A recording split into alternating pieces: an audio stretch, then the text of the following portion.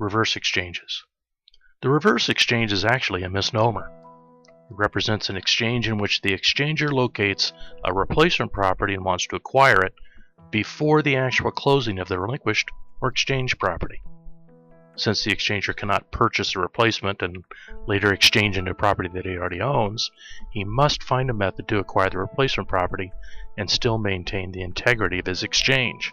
Reverses are typically accomplished in two formats based upon transaction logistics and the financing needs of the exchanger. The exchange last strategy is utilized only when an exchanger requires traditional financing to complete his acquisition of the replacement property.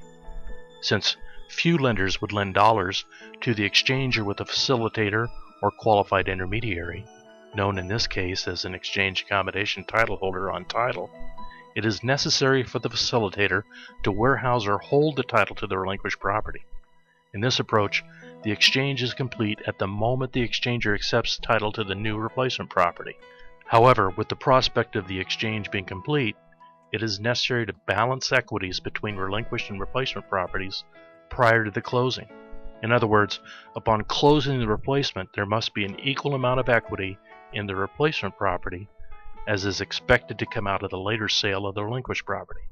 Then, at the time of the later sale of the relinquished or exchanged property, any debt is retired and the exchanger is repaid any dollars which he advanced for the replacement property acquisition.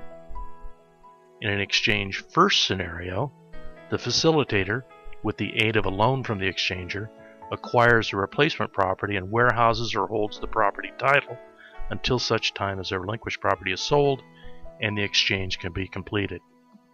At this point, we need to insert a couple of caveats regarding reverse exchanges. They tend to be more complicated than other exchanges, and because they involve the holding of title by a facilitator in the form of an exchange accommodation title holder, they require extensive planning.